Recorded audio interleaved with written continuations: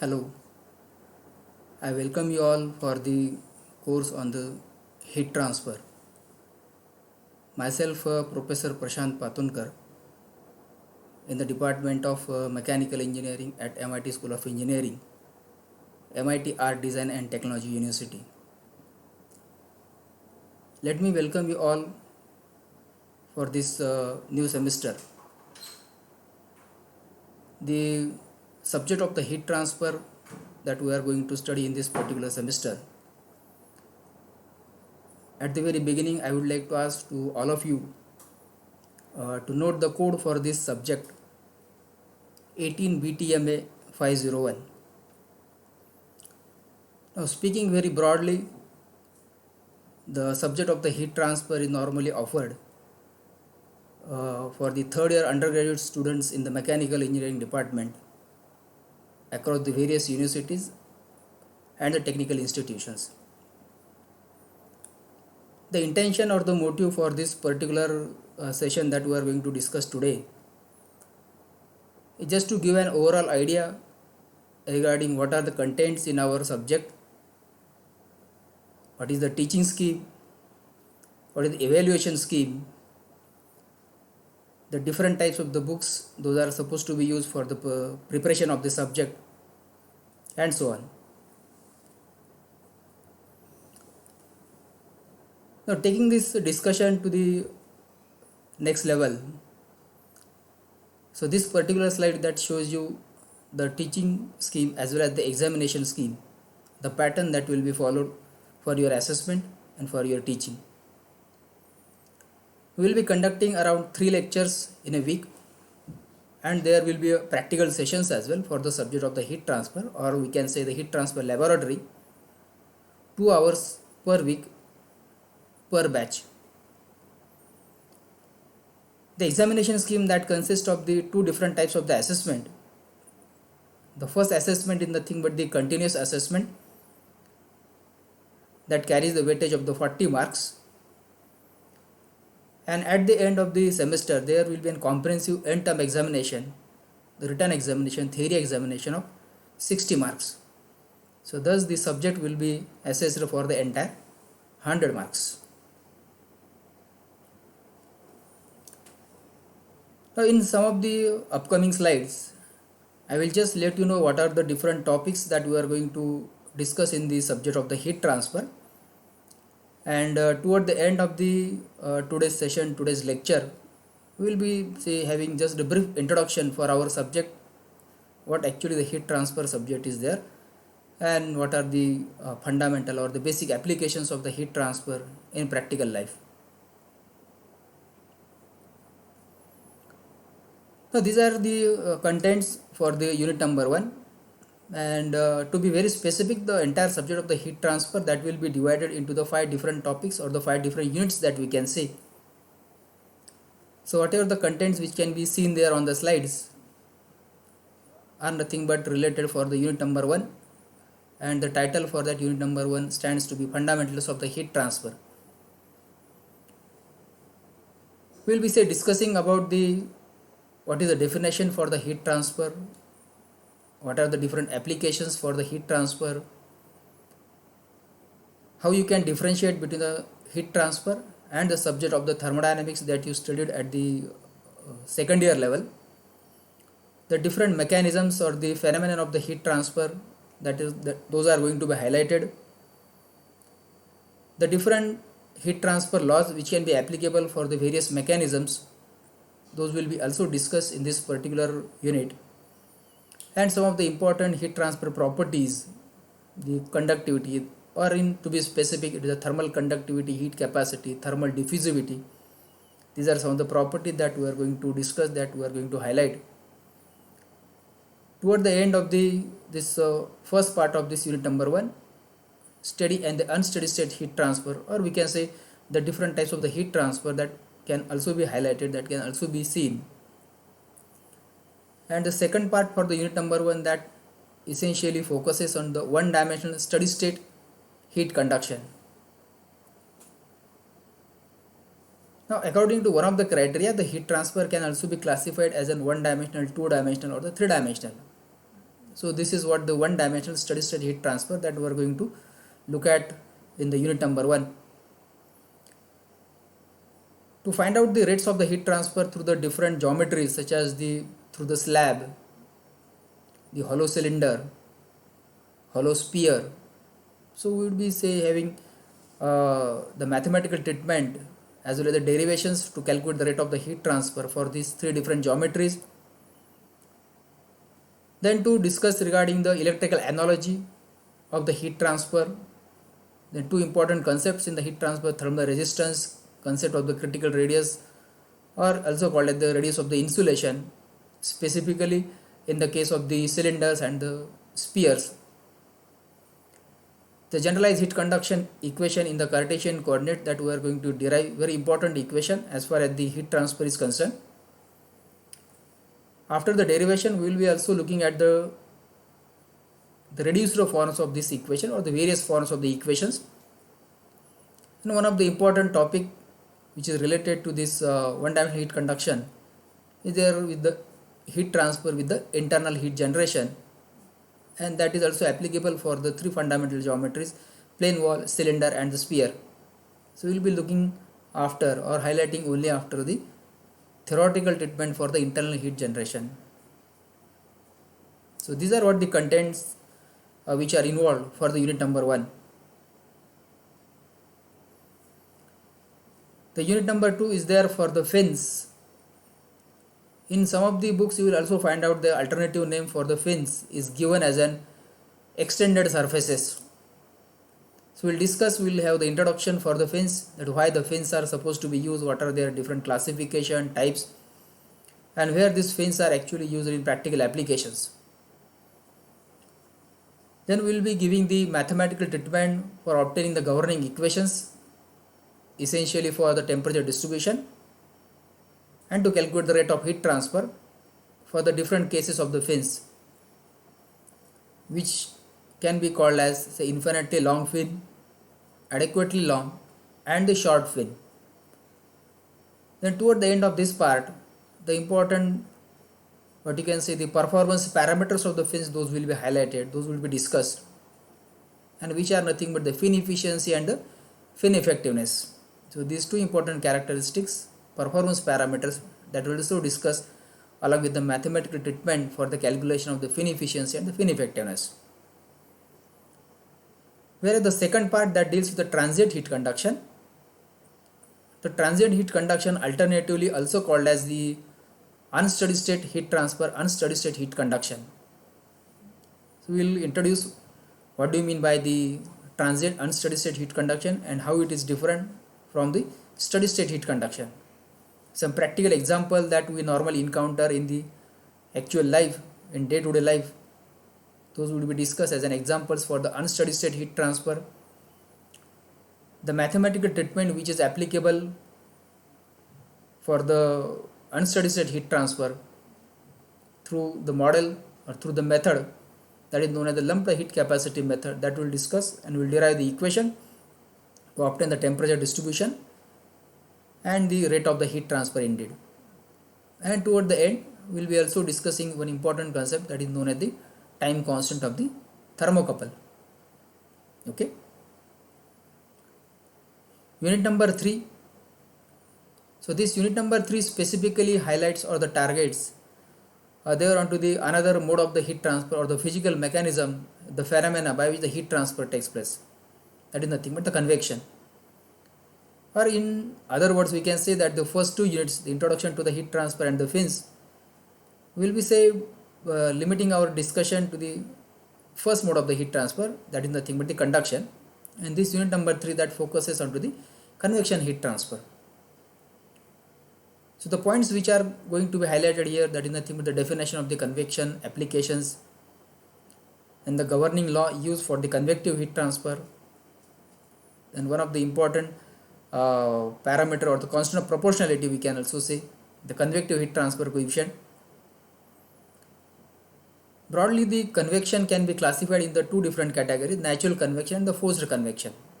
So this second paragraph and the third paragraph can be seen as an natural convection and the forced convection.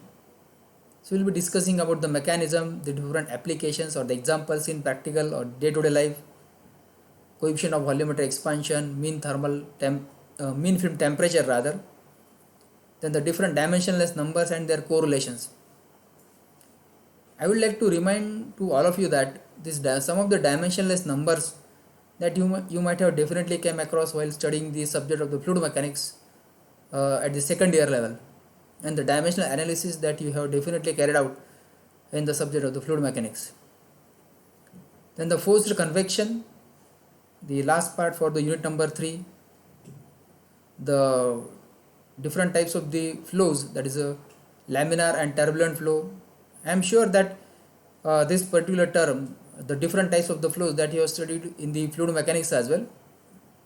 Now from the heat transfer point of view, we are going to highlight these types of the fluid flows rather: laminar, turbulent flow, velocity boundary layer, thermal boundary layer, dimensionless numbers and the correlations. So dimensionless numbers, here I mean to say that few of the dimensionless number that we are going to study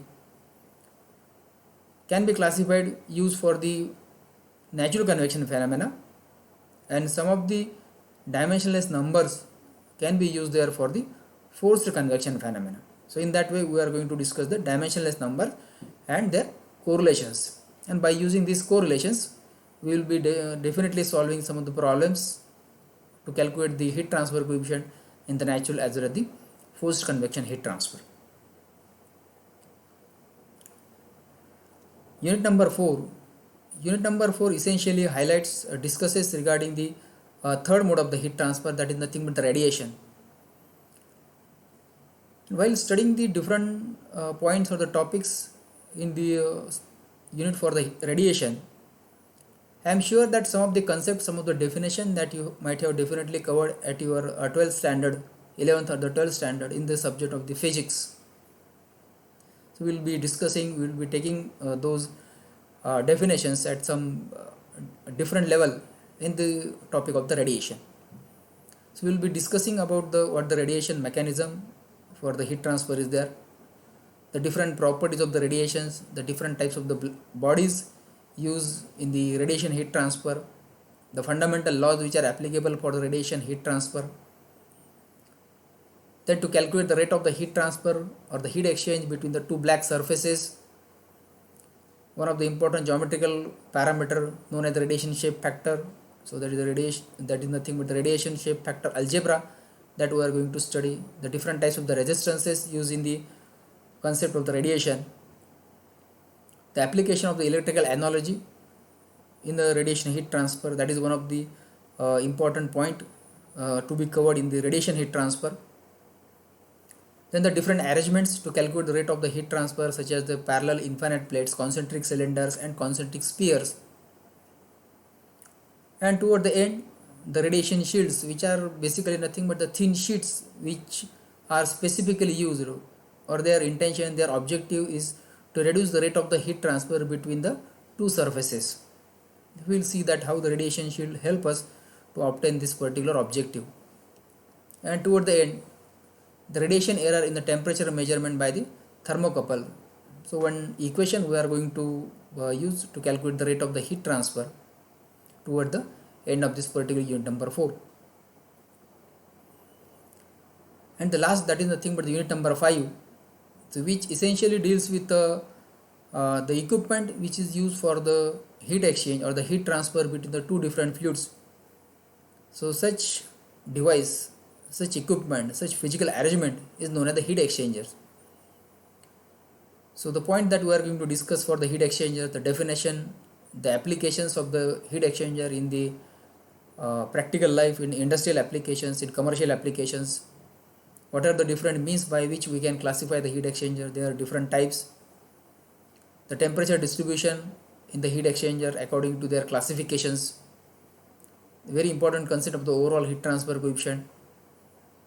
Then to give the mathematical treatment for the heat exchanger by using the two different methods, one method by using the LMTD approach or LMTD method, and the another method for the mathematical treatment of the heat exchangers is nothing but the NTU effectiveness method, also known as the NTU epsilon method. So that is nothing but the introduction to the different topics that we are going to cover from unit number 1 to the unit number 5 for our subject of the heat transfer. Okay, no problem.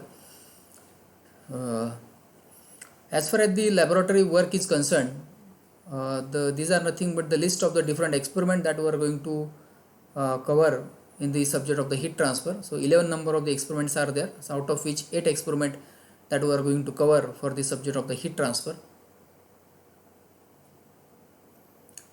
List of assignments, so those will be encountered in the subject of the heat transfer. So 5 assignments are being as such mentioned here. So out of these 5, any 3 assignments are to be submitted as a part of the sorry, as a part of the continuous assessment for the theory subject. The different textbooks which are supposed to be used for the preparation of the heat transfer. So these are the different textbooks which are mentioned according to the syllabus of our university.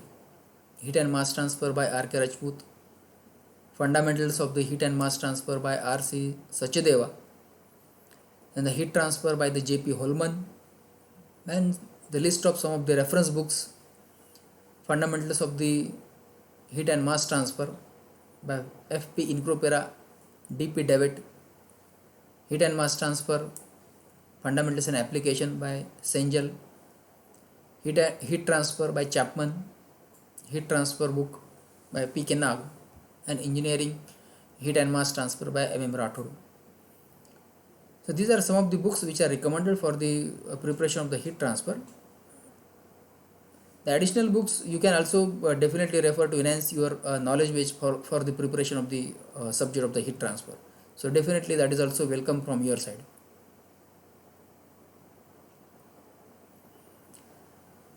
Now let us look at for the next some 5-10 minutes regarding the our subject of the heat transfer. What exactly is the heat transfer we mean, and what are the different applications as far as the engineering field is concerned, or different examples are concerned for the mechanical engineering point of view as well.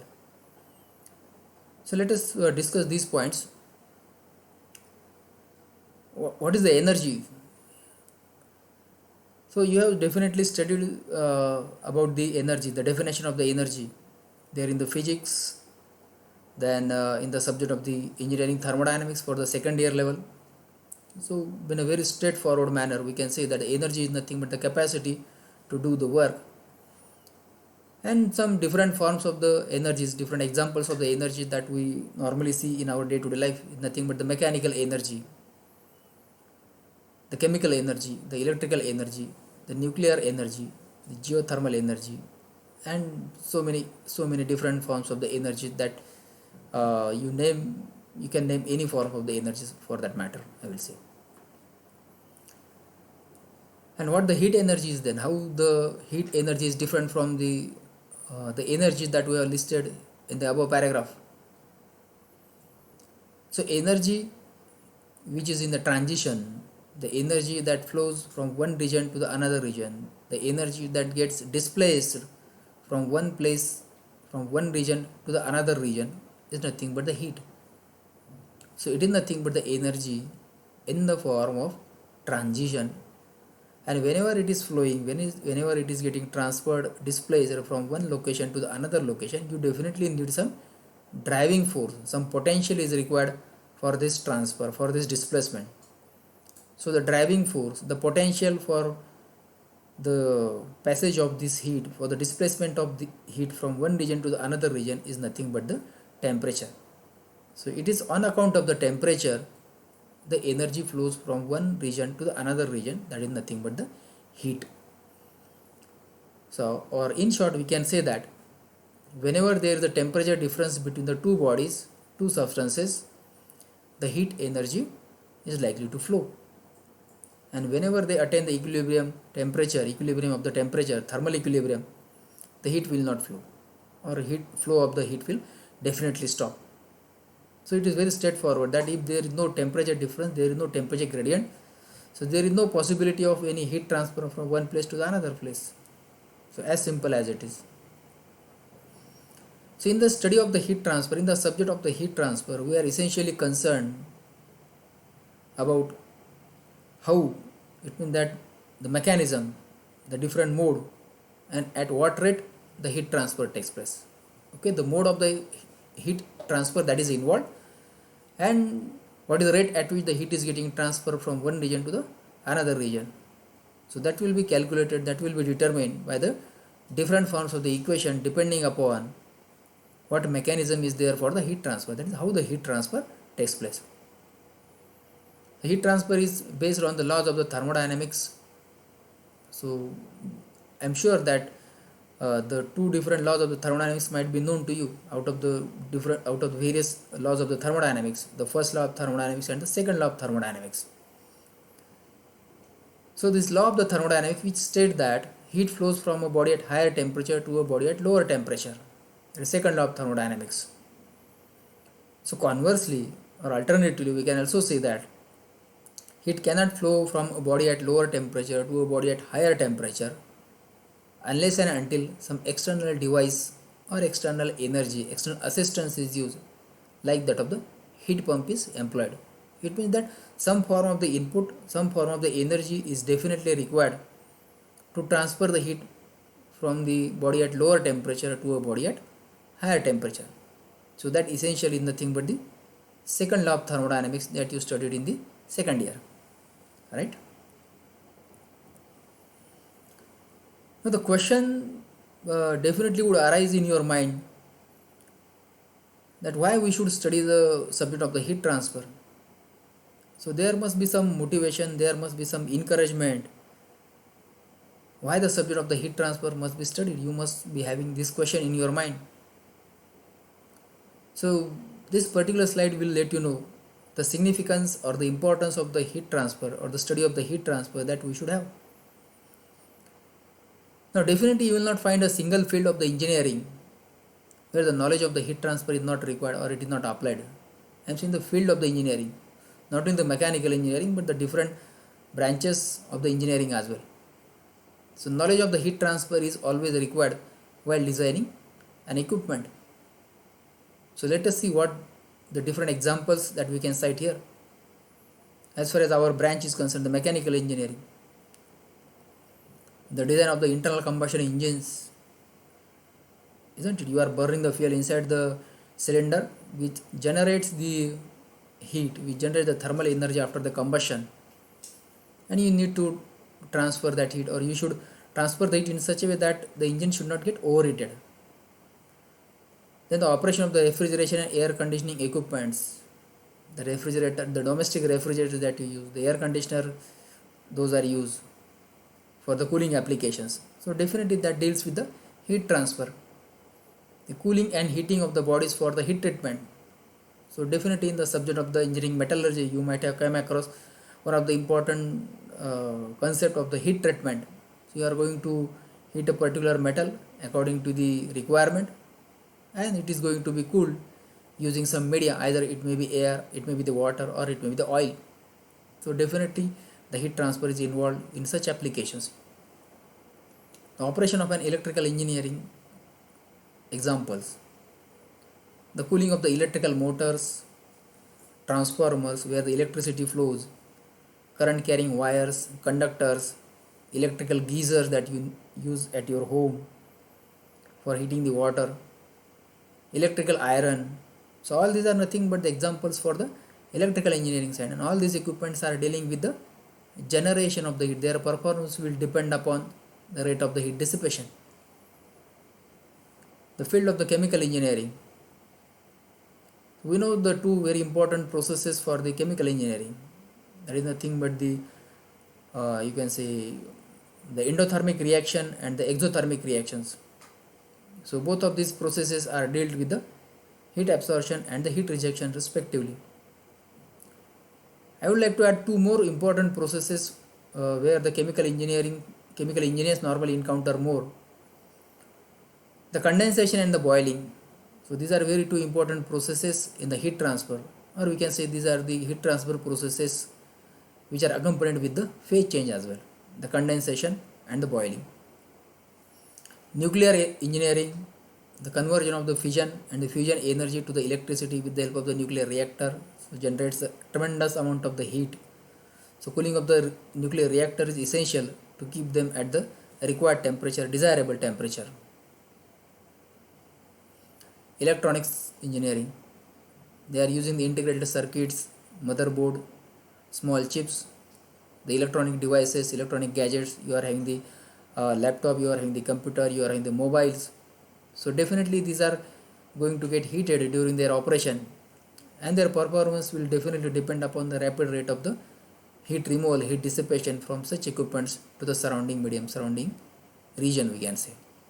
Civil engineering, the curing of the cement in the buildings and dams, so that is greatly affected due to the heat transfer. Design of the bridges, we can say that, which uses the reinforced concrete RCC, we can say, isn't it? The steel rods, steel bars are used for their construction, so they are likely to get contracted and expanded depending upon expansion, depending upon the change in the temperature.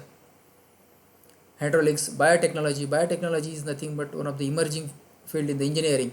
So ripening of the fruits, processing of the biomaterials, cryosurgeries are nothing but the modern day applications of the heat transfer in these different sectors.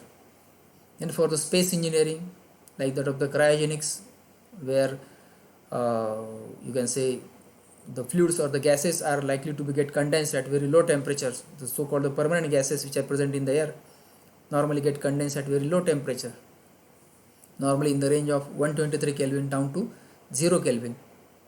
So that science which operates between these temperature ranges is nothing but the cryogenic engineering. So for the launching of the space shuttle launch vehicle that we normally see, they are using the liquid oxygen and liquid nitrogen. It is the liquid oxygen and the liquid hydrogen. Liquid oxygen being the oxidizer and liquid hydrogen being the fuel. So this liquid hydrogen and the liquid helium, it is the liquid oxygen and the liquid hydrogen are obtained by liquefying these gases when they are exposed to a very low temperature surface. So it is one of the important field for the subject of the heat transfer. Aircraft applications, so obviously the knowledge of the heat transfer would be required in these different branches that we have came across. So in brief, I will say that you name an equipment and you will find that the knowledge of the heat transfer is definitely required. So in the coming sessions we will be discussing regarding the unit number 1. So we have given a sufficient background for the subject of the heat transfer.